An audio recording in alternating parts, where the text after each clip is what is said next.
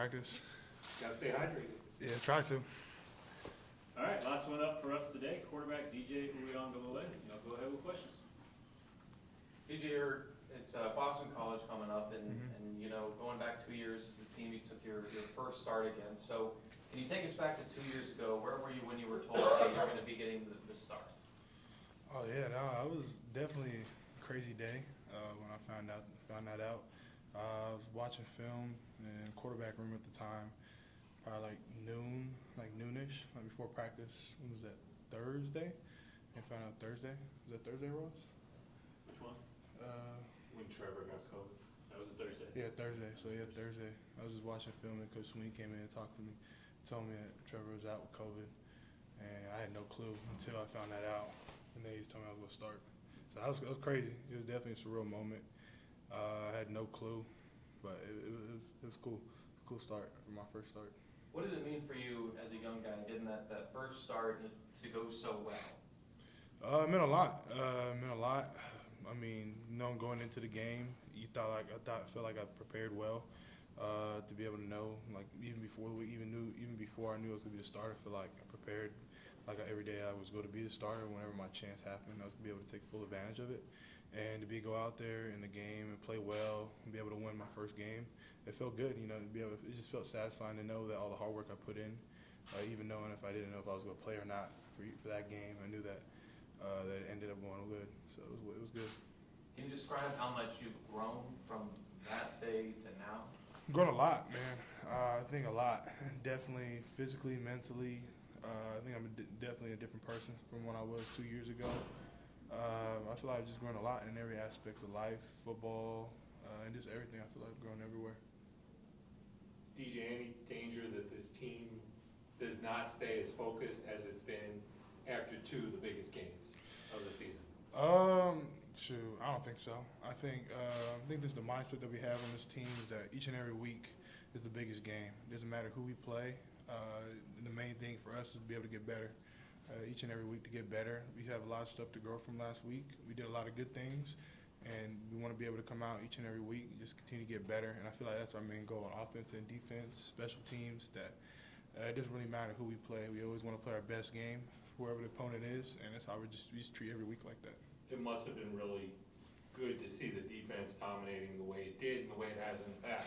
And that must say to you, wow, we can really go places as a team. Yeah, no, I wasn't surprised at all the way the defense played. I mean, I see it every day in practice, seeing it through the summer, through the fall, through the first couple games. Even against Wake, they made plays when it mattered, and this against NC State, they did an unbelievable job by keeping them out the end zone, by making stops and making plays, sacks, tips, interceptions, turnovers, and did an unbelievable job. Are you a fan of playing in night games? You guys have, I guess, 2 more coming up after this with Florida State being 7:30 now. Yeah, no, I just found that out. I mean, for me, it don't matter. I like night. I like 12 o'clock, 3 o'clock. I mean, every single game it's an opportunity to be able to go out there and play, man. For me, it doesn't matter if it's in the morning or at night, if it was at 8 a.m. or if it's at 12 o'clock at night. I mean, I'm just happy to be able to play a game of football.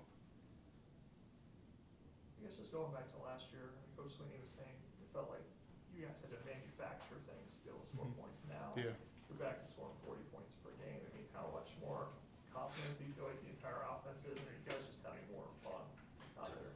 Yeah, no, I think definitely having a lot of fun out there. I mean, you probably can see by the way we play. A lot of guys have a lot of energy out there, just having fun, man, playing with each other on offense. We just keep growing each and every game. There's a lot of room for improvement still, but we're doing a lot of great things on offense. And like you said, man, we're just out there just playing. We're not out there manufacturing points. We're just going out there and having fun.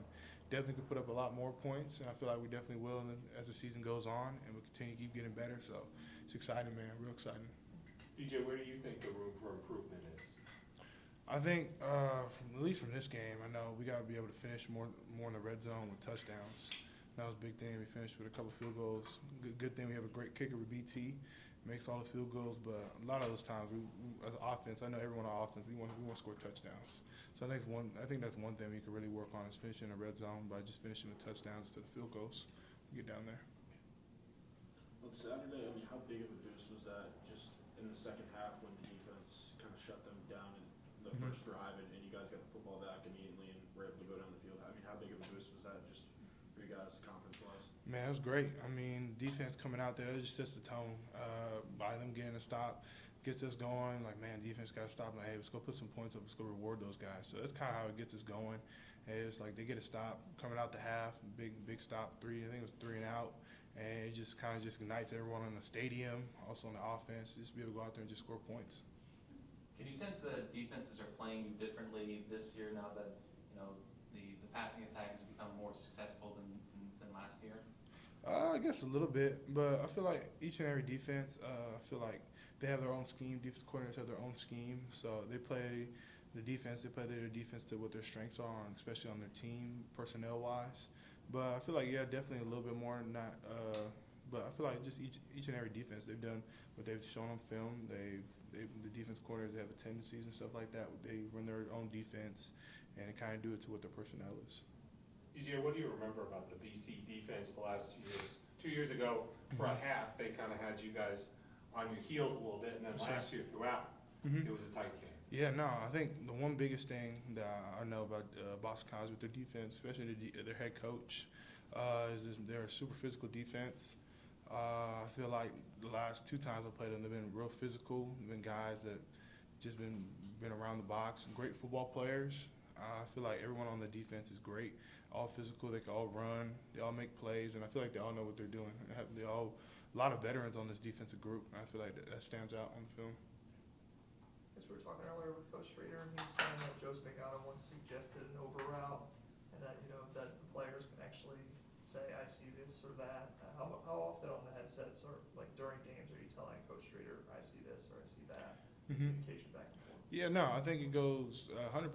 Coach Streeter, he's very open to.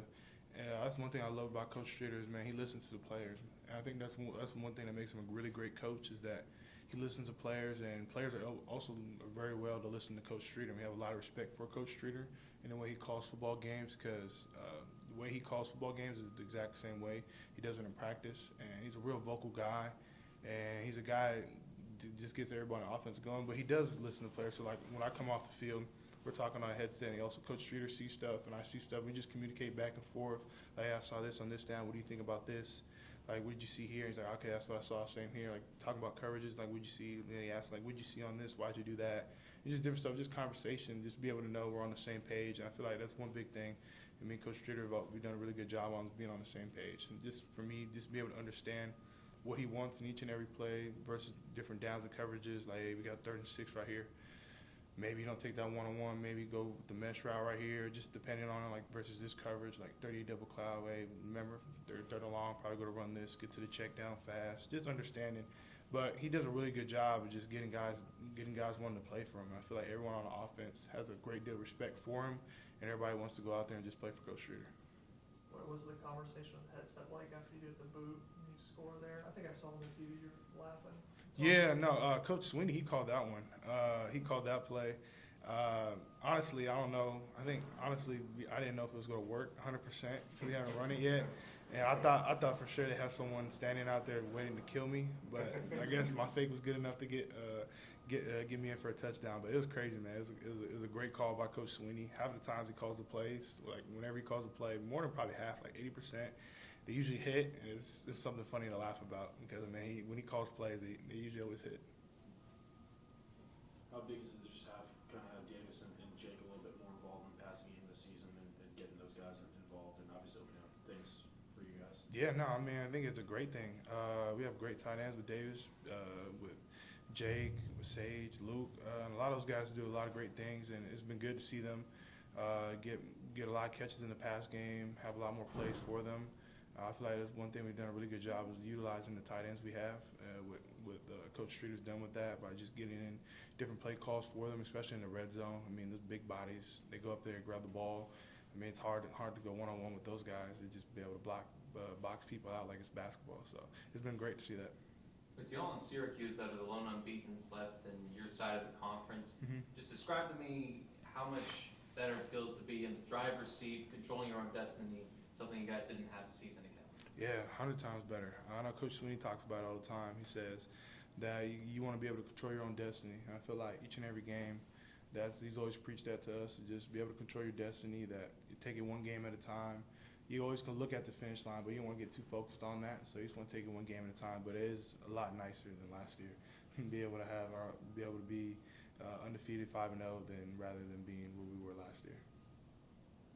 And Coach Streeter was talking about the throw you had to Shipley on the sideline. It's actually your 5th read. Yes, sir. Going all the way through your progressions. Like, how do you, compared to last year, I guess, grow your confidence in the pocket and just the ability to sit there Yeah. and go through each read? Man, I think the biggest thing, man, I think my offensive line, I'd give hats off to them. I had no sacks last game. I don't know how many times I've been sacked this year, but it hasn't been very many. Maybe I probably can count it all on one hand, and probably half of those probably been my fault. But, I mean, offensive line has been playing amazing. I mean, I think on that play, I don't know how many seconds I had in the pocket, but I was just chilling back there, had all day long to throw the ball. And when you have an offensive line that's able to give you that time in the pocket, I feel like you have all the confidence in the world to be able to go through each and every read. You can probably even go through it twice and re-look over everything. You just get to that 5th check down, be able to find plays like that with Shipley. I mean, it's everything. I mean, it gives the quarterback confidence, especially for me to be able to sit back there in that pocket and know that I'm not going to have any rush right here. Like, I can go through my reads. I can be calm in the pocket, stand still, and just go through everything. Yeah, obviously, Jordan, like, you have a lot of trust in him because he's a Mhm. veteran. With Blake, Yeah, being man. there on that right side, like, how much have you developed that confidence over the past few weeks? Man, Blake, man, he's been playing each and every game. He gets better, and we've seen in fall camp just the way how strong he is and how, for a freshman, how well he does pass protection, run protection, how smart of an offensive lineman he is. I mean, he is a very big guy out there for being a true freshman, and he's just been killing it, man. I'm super proud of Blake, and just the way he's been stepping up and answering to the challenge each and every week. Coach Sweeney's always been challenging him to get better each and every week, and he's done that. And he's done a really good job of just playing with confidence each and every play. He goes out there, he doesn't talk very much, especially off the field, but on the field, man, he's an animal out there. He's a dog. Any questions for DJ from Zoom? Hey DJ, it's Trevor Gross from CuTires.com. Just curious, the fan support has obviously skyrocketed for you in the last couple weeks, and you took criticism last season really well. But just wondering if it's much different for you walking around campus, going to class. You've been getting a lot more pats on the back this season. For me, I mean, I guess going to class, I don't really have too many in-person classes anymore. I think I only have like one once a week. It just depends on if the professor has it, but I guess it definitely has been a little bit different. I guess because I'm playing a lot better. But for the most part, man, I've just been trying to keep my head down, just continue to keep focusing, keeping my circle small, and just continue to get better each and every day. Thanks, DJ. Yes, sir. Thank you. Anyone else for DJ? Is that on purpose? Do you just like online classes, or is it? Well, I mean, I graduated in December, so I don't have that many classes left. I think I only have maybe 12 credits left. So, I mean, a lot of the classes are online right now, so a lot of my classes are online. I think I had one in-person class, and it's usually Tuesdays and Thursdays, but the last couple of weeks hasn't been in person. We've been working on a project and stuff like that, but for the most part, I don't really have too many in-person classes. So it is nice for me. I like online. I can just sit at the facility, watch film all day, and just chill. I guess How many hours of film do you feel like is an adequate amount of hours for you to watch? Shoot, I don't think there is enough. I feel like you always watch. I feel like each and every time you watch film, you can always see something new. And I feel like that's like for everybody. I feel like it's not like a certain amount of hours you have to watch to be comfortable. For everybody, it's different. I feel like, but for me, I feel like there's not enough time. I feel like you can just watch film forever and just continue, just keep learning and just keep getting better. On average, how many hours a week do you think you spend watching film? I don't know. I mean, at least 24. At least 24 hours. Probably 24. I mean, from a span of Sunday to Saturday. Yeah, at least 24. I mean, probably a little bit more than that. Just depends. So there's no binge watching Game of Thrones or anything like that? Nah, not really, not too much. I haven't really been able to watch TV that much. I know every time I go home, like, dang, it's late. I don't really have too much. I usually watch YouTube. I like watching YouTube. I like watching like game highlights, like from different colleges and like NFL games, like because you don't have a lot of time to watch like the NFL games, so I just get like the highlights. Usually watching like on NFL, like on the YouTube channel, and just watch the NFL games. Is there any particular team or player you're watching a lot on I mean, I watch everybody. I mean, like today I watched Jaguars. Who the Jaguars play? The Jaguars, Eagles. I watched that game.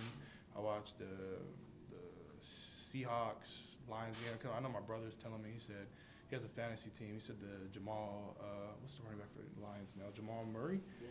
Jamal Williams. Yeah, he said he's a running back for the fantasy team. He said he killed it. So I wanted to watch how well he played. And he did. He had a great game. He had 2 touchdowns. But I mean, I watch everybody. Try to just watch. I mean, I love watching football. So I just wanted to get caught up and just see how the NFL went. Is there a certain quarterback that you watch in the NFL you try to model your game after, anything like that?